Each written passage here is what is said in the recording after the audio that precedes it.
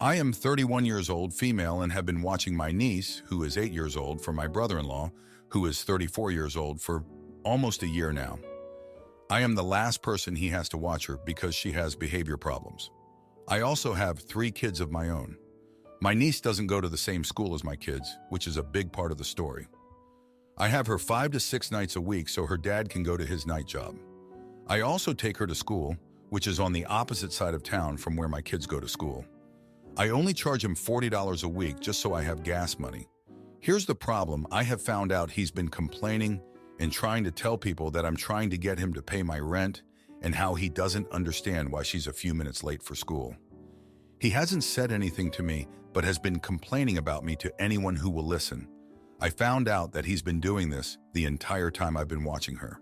Again, I'm the last person he has to watch her and take her to school. So my question is, would I be the a-hole if I stopped watching her, since he's done nothing but complain about me and tried to spread lies? Already updated. He did not respond by the time I got home around 3:30 after getting my own kids. He then proceeded to try and call me and then blew up my phone, saying he doesn't understand why he should be paying $40 a week when my car was broken down for 2 weeks out of a year of me watching her. And he was saying how if he still had to pick her up, he was going to negotiate the $40 a week, because he doesn't think he should be paying me $40 a week for 5 to 6 nights of babysitting her. Y'all have no idea how much my blood is boiling. But a lot of y'all were right, he does not appreciate me. He's even bringing up the fact that he said that $40 was me trying to pay my rent, and then trying to say how if the tables were turned, he wouldn't charge me. He's never included my kids even on weekends when I've included his daughter. 2 days at the park, he would drop her off at the park and then leave and expect me to watch her unpaid, assuming that I was supposed to be babysitting her so he could go and do whatever. I'm done with him. I love my niece, but the audacity of it all.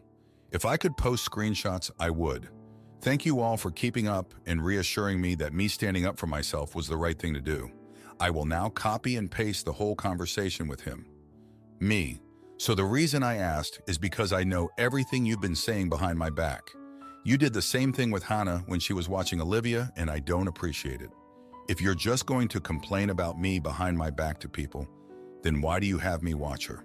I don't appreciate you talking about me behind my back to people and thinking that it's not going to come to me. And the things you're complaining about don't make me look bad at all. But yeah, I'm done. Since you want to complain about me, I'm done. You can find somebody else to watch her. Him. Do you mean did I mention to my mom that for the past 3 weeks, I didn't think I should be paying you $40 per week when I was taking her to school in the morning while your car was broken down? Me. Wow, so you don't think you should be paying me at all for watching her, regardless if I was taking her to school or not, even though I was still watching her? Him. No, if anything, I was thinking of renegotiating if that was going to continue to be a thing. And if the shoe was on the other foot, and if you were bringing your kids over here to sleep, I wouldn't have charged you anything. But obviously, since you had gotten your new car seat, then that would have been out of the question. And didn't I offer to pick your kids up from school so you could start working at the high school? Note, he only had to pick his daughter up for at most 2 weeks since my car was broken down, not 3 weeks. And when it comes to the high school thing, I'm a substitute teacher and was offered a job at a high school. So I told him, hey, we're going to try out this Monday at middle school just so you can get used to picking up the kids from their school. Tell me why he didn't even pick up my kids until almost 3:30 and then wasn't even at my house until almost 4 o'clock or a little past 4 o'clock. But I'm honestly really tempted to text him back and say the audacity and just leave it at that. But I'm a bigger person. I'm not going to entertain it. I will have her be leaving the house just in case he tries to just show up. My neighbors know what's up and they have my back. Thank you all for the support. Okay, you guys, I think this will be one of the last updates unless something happens. So I took my kids out and we came back around 8 o'clock, 8:30-ish around bedtime. My neighbor had my back and she kept an eye out just in case he just randomly showed up last night. She said he didn't, and I haven't heard from him since his last message, which I posted above. Thank you all for the support. I do not feel bad. Even my sister, who's very conservative and all about family, when she saw the messages, she was very upset for me. For the simple fact, even if I wasn't taking her to school, which I did the math, he had to take her a week and 3 days out of the past 3 weeks to school. But she said and agreed with me and all of you, Even though I wasn't able to take her to school and he had to pick her up, there was no need for him to say he needs to negotiate pricing for babysitting, because it's not like she got here at 7:30 at night and went straight to bed. I don't know what kid does. Even my 4-year-old will stay up at least until 8:30, maybe 9 o'clock at the latest. So that's a good hour and a half where the kids are still up. And I don't mind them chilling watching a movie or something like that. But it's the fact of her jumping on beds when she is my size. I'm 5'2" and weigh all over 100 pounds. She's a few inches shorter than me, same way jumping on my kids' beds and stuff like that. She does not have special needs. She's very energetic like her dad, but she will throw tantrums like a 2-year-old, which is why I took a break subbing at her school, because it got to a point where I had 2 teachers, the nurse, and like 3 office ladies asking me questions about her behavior, how her home life was, and I've only been to their house one time. And I would like to clear some things up. It's not after-school care. She gets dropped off at my house at 7:30 in the afternoon, and I take her to school, and she's usually there by 7:30 in the morning. I do not feed her anymore because she would hide food in my cabinets and in my sink, and I deep clean my house every Friday and would find it rotting, being nasty, and my kids don't do that. As well as I told him to stop bringing her over when she was eating takeout, which was every day after me talking to him about her hiding food and wasting my food. But I had to talk to him because she would come in here and brag about having takeout, knowing I can't afford it. It's very rare when I can sit there and afford takeout for all 3 of my kids. And when I did, I even offered to get her something. Final updates. So yesterday, my oldest daughter, who's 8, asked me if her cousin would be coming back. I told her no, and she would ask me, does that mean that their uncle would ever pick them up again? He only picked them up once, and as I said before, he was like an hour late picking them up, and then didn't get to my house till 4 o'clock something. Anyways, I told her no, that I'm not babysitting him, and I honestly don't want him picking y'all up anymore because of that one time back in January. I asked her why she would ask me that. She got very quiet, and I asked her again, why did you ask me that?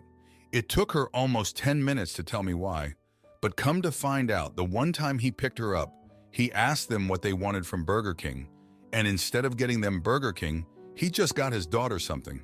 Kind of a rude thing to do, but not only did he do that, he sat there and got mad at my oldest daughter when his kid was trying to share her fries with my oldest.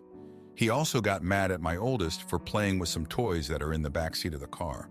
And I don't know what all was said, but at some point he called both of my daughters little bitchs. I was floored. When I picked up my son from daycare, I turned the radio off so that my kids know I need to talk to them, because my other daughter was just sitting in the back seat singing along in her own little world. She didn't hear the conversation, so I asked her what happened when your uncle picked you up that one time. She was real quiet, but she told me the exact same story. I asked my oldest daughter why she didn't tell me back in January, and she said that she was scared to tell me.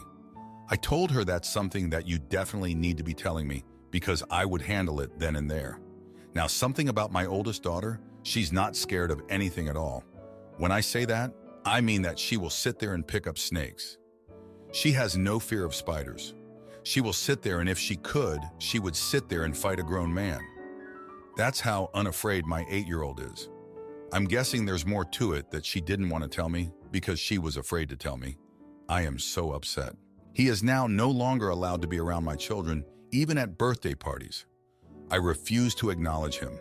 For him to sit there and act that way towards my children when that's the first time he's even had to do the uncle thing, the family thing, and pick them up. Of course, I'll keep y'all updated as things progress if anything else pops up.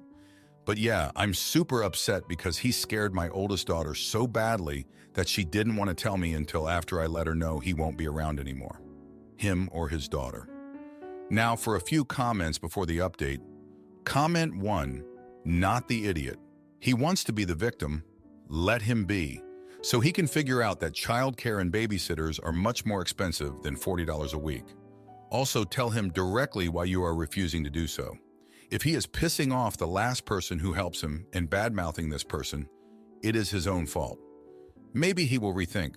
Most likely he will start complaining more, but then he has at least a valid point. And if someone asks you about it, tell them the truth, that he was complaining about paying gas money for an otherwise free full-time babysitter. Comment 2, not the idiot. I felt myself become angry as I read your OP. Your brother-in-law's antics triggered a pet peeve of mine. IDK if there is an actual name for this act. But it is when someone wants to be pitied and woo-woo-wooed as an aggrieved person, so they lie about an occurrence or they make a mountain out of a molehill. I agree with the other commenting Redditor, you should kindly confront your brother-in-law about his antics. But I think you should stop watching your niece. I'm a lot harsher though. Now for the update, thanks for sticking with me through this mess. So the tension with my brother-in-law hit a boiling point. After my last message to him, he didn't show up or call for days. I thought maybe he got the message, but I was wrong. Last week he showed up unannounced, demanding to see his daughter. I was alone with the kids and it was late. I told him it wasn't a good time, but he wouldn't listen. He started yelling, saying I had no right to keep him from her. My neighbor heard the commotion and called the cops. It was a mess. They came, talked to both of us, and finally he left. But the kids were shaken up. Now here's where I messed up. I felt guilty about the whole police scene, so I agreed to watch my niece again, but only during the day. I thought it would be less stressful. Big mistake. The first day back, she got into a fight at school. I had to pick her up and deal with the principal. They said she's been acting out more than usual, and they're considering suspension. I was mortified. I've been trying to help, but it seems like everything I do just makes things worse. Then 2 weeks ago, my car broke down again. I couldn't take my niece to school or pick up my own kids. I had to rely on friends and family for rides. My brother-in-law said he'd help, but he was always late or didn't show up at all. I was stressed, the kids were late to school, and I was missing work. It was a disaster. But the worst part? My niece told my kids that their dad said I was a bad mom because I couldn't even keep a car running. My kids were hurt and confused. They started questioning me, asking why their uncle would say such things. I didn't know what to tell them. I felt betrayed and humiliated. I confronted my brother-in-law about it. He denied everything, of course, said my niece must have misunderstood. But I don't buy it. I've seen how he talks to her, how he blames everyone else for his problems. It's like he's poisoning her against me and my family. I've had enough. I told him I can't watch my niece anymore. It's not just about the money or the car, it's about respect. I've been bending over backward for him, and all I get in return is lies and disrespect. I love my niece, but I can't let him walk all over me anymore. So that's where we are. I'm trying to fix my car, get my life back on track, and keep my kids away from all this drama. It's hard, but I know it's the right thing to do. I just hope my niece will be okay. I worry about her, but I can't sacrifice my own family's well-being anymore. Thanks for reading. I'll let you know if anything else happens. My sister loses custody because of her old social media post, but when her ex shows his true colors, I help her expose him and take back what's rightfully hers. My sister Amelia has 2 children, Theo, 11 years old, and Tony, 4 years old. Tony was born with a disability that means he has very high support needs, and this is something that was diagnosed before birth. Amelia split up with her ex Brad over this while she was still pregnant. Brad pays child support for both children, but only has partial custody of Theo. Both Amelia and Brad should have done a better job of protecting Theo from the realities of the divorce, but unfortunately, he is well aware that they split up because of issues surrounding Tony, and this has caused problems, which as a child of divorce I can understand. Everyone's quality of life declined as a result of the divorce. He hates Tony and blames Amelia, and only ever wants to be at his dad's with his step-siblings. It has been painful to watch my sister become a shell of herself and her relationship with Theo sour on both sides. It's easy to say he's just behaving badly, which he is, but she has run out of patience with him and gives him no grace when it comes to his valid feelings. At the end of last year, Theo's teacher called his parents in over a creative writing assignment in which he expressed some thinly veiled feelings about Tony, and the teacher was concerned. Theo is now in therapy. This incident prompted Brad to take Theo's begging to live with him full-time seriously and is now suing for full custody, and Amelia is fighting it. She asked me to write a character reference for her, and I said no. I was honest that I didn't feel comfortable advocating against Theo's wishes, especially when I've seen firsthand how they are both struggling with the way things are. Amelia was furious, saying I was a bad sister for not helping her, and that if she couldn't even get one person who thought she was a good enough mother to keep seeing her son, then she would lose him. She also said if Theo gets his way now, she will not be able to repair their relationship. I understand all of that, but the way I see it, her having him around is damaging the relationship. More importantly, I don't think I have any right to say I think Theo should be somewhere he doesn't want to be. I love him and I spend as much time with him as I can, but I'm not qualified, professionally or personally, to know what's best for him. I said all this to Amelia, but all she heard was that I wouldn't help her keep her child. Our mom and stepdad also said no, and she is now not speaking to any of us. The only person who said yes is our dad, but he barely knows the kids. He only said yes because he's just the ride or die type. And he is a flake, so I doubt he'll ever send the letter. The point is, I don't think Amelia is a bad mother, but I just don't feel right putting my name to something I don't feel sure about, even if I may contribute to an outcome she didn't want. Does that make me the jerk? Now for a few comments before the update. Comment 1. Not the idiot. Your sister isn't putting Theo's best interest first and instead putting her own. It's a terrible situation and messy, but it's not your mess to clean up. It's not right for her to try and guilt you into this. It's awful that she's losing her child like this. But if nobody would write that letter for her, it's kind of telling that it's the right choice for Theo. You did your best with an impossible situation. Your sister is hurt, but that's not actually on you, not the idiot. Comment 2. Not the idiot. This is not about sisterhood and the family bond between the two of you. This is about her and her child not being on good terms, to say the least. I'm not saying she failed as a parent because I can't even imagine what she's been through. But insisting that a child with whom they grew to resent each other live with her is a very bad choice.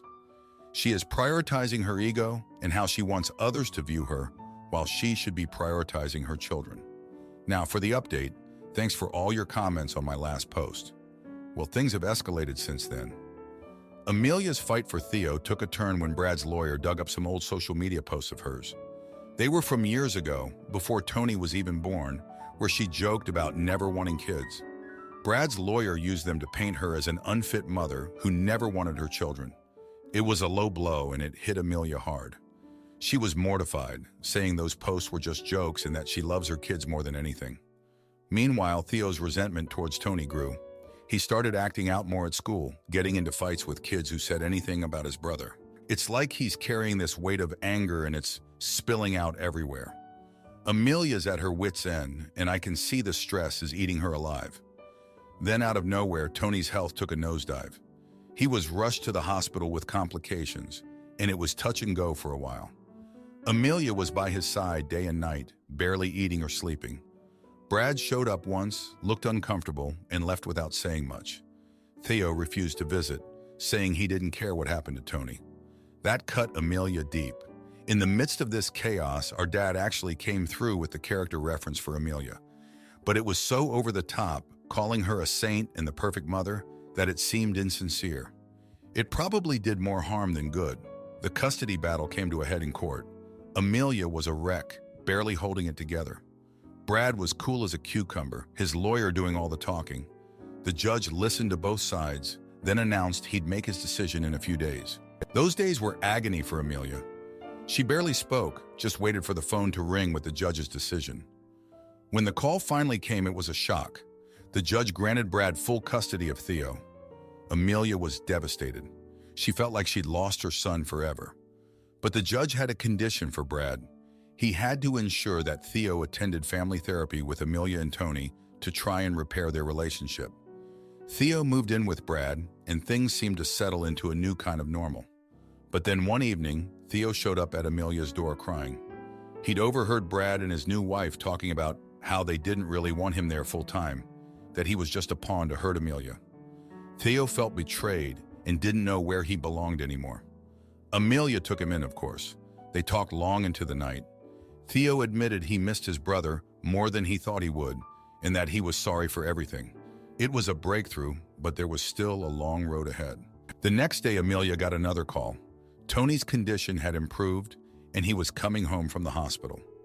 Theo asked if he could help set up his room to make it nice for when Tony got back. It was a small gesture, but it meant the world to Amelia. So here we are, a family fractured by life's cruel twists, slowly piecing itself back together. It's not perfect, and there's a lot of healing to do, but for the first time in a long time, there's a glimmer of hope. Thanks for reading. My brother and his ex gave up their son, and now they want back in his life. But when they threaten me with lawyers, I show them who's really in charge and take them to court to protect my son. I, 29-year-old male, am the legal guardian of my little nephew, Chris, 13-year-old male.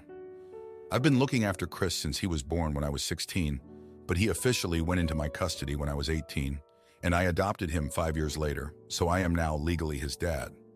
I call him my son, and he knows the deal with everything, but he calls me dad anyway. Chris is biologically the son of my brother, Mark, 35-year-old male, and his girlfriend, Sarah, in her 30s. When Chris was born, they were not fit to be parents due to active addiction to various substances and a lack of concern for anything. They stole money from people and often got arrested. They were involved in gang activities that I do not want to know about. At first, I didn't want to become Chris's guardian because I wanted to go to university. But Sarah's parents were not in the picture. My mom was dead, and my dad, who had a degenerative disease at the time, couldn't even take care of himself. I didn't want Chris to go into care like I did when I was a kid. I didn't have many people to help me take care of Chris, and I had to take him to work with me as a toddler before he could start school. I have a girlfriend now, but she has only been in the picture for 4 years. However, she is great with Chris, and we are now a family together. Sarah is currently pregnant with another baby. Mark and Sarah have both made improvements, are somewhat sober, and getting back on their feet.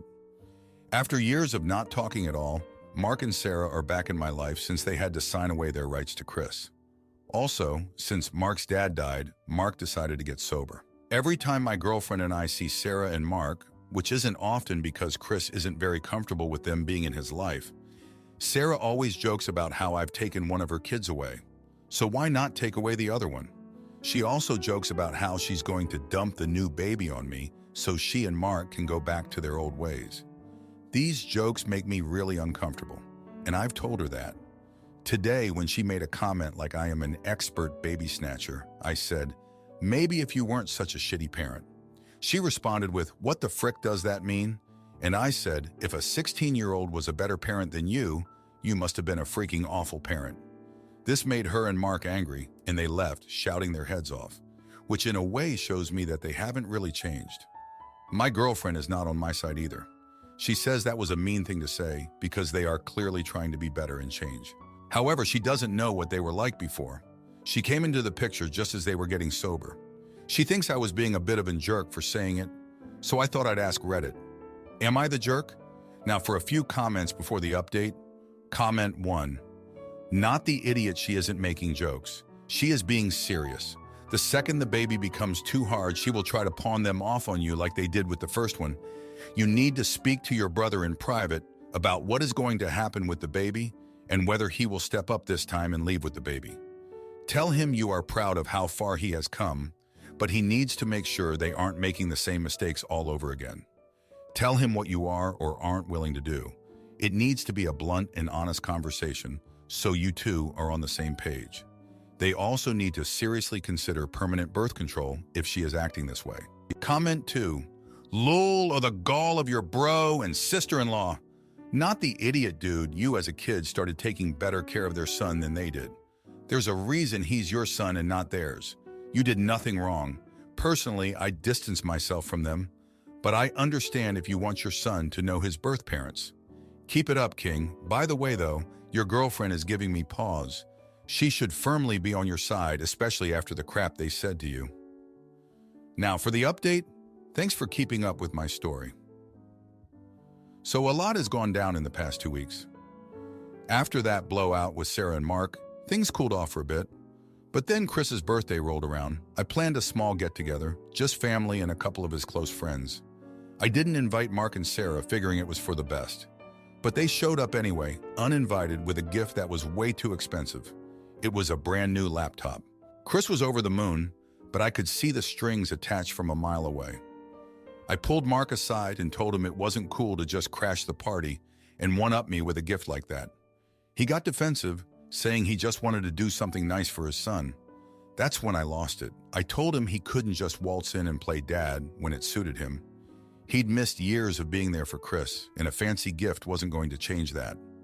The argument got heated and Chris overheard. He stormed off, upset. I went after him and we had a heart-to-heart. He said he felt torn, like he was betraying me by accepting the gift. I assured him it was okay to accept it, but I also explained why I was upset. Chris understood, but it was clear the whole situation had shaken him. The next day I found out that Mark had been bragging to some mutual acquaintances about how he was going to be a part of Chris's life again, how he was going to make up for lost time. It felt like a slap in the face. I'd been there for Chris every day, and Mark thought he could just step in and take credit for all the hard work I'd put in. I decided enough was enough. I called Mark and told him we needed to set some boundaries. If he wanted to be in Chris's life, it had to be on terms that were healthy for Chris, not just when Mark felt like it. Mark didn't take it well. He accused me of trying to keep him away from his son. I reminded him that I was Chris's dad, now legally and emotionally, and that I had to do what was best for our son. The conversation ended with Mark saying he'd see me in court if he had to. I hung up, feeling a mix of anger and sadness. I didn't want Chris to go through a custody battle or to feel like he had to choose sides. Later that week, my girlfriend and I had a long talk. She admitted she hadn't realized how complicated things were with Mark and Sarah. She apologized for not being more supportive, and we agreed to present a united front for Chris's sake. But then Sarah dropped a surprise. She showed up at my door, alone, and told me she was leaving Mark. She said the pregnancy had made her see things clearly, and she didn't want her new baby to grow up like Chris had to. She was scared and asked for my help. I was skeptical, but I could see she was desperate. I agreed to help her find a place to stay and to get connected with some support services. I didn't do it for her. I did it for the unborn kid who didn't ask for any of this. Chris doesn't know about Sarah's decision yet. I'm not sure how to tell him or how he'll take it. So that's where we're at. I'm trying to navigate this mess, keep Chris stable, and now somehow help Sarah too. It's a lot, but we're getting through it, one day at a time. Thanks for reading. If you like this video, you'll probably like these too. Also, while you're here, please consider subscribing. It's your support that keeps this channel alive and allows me to make better and longer videos. Have a great day.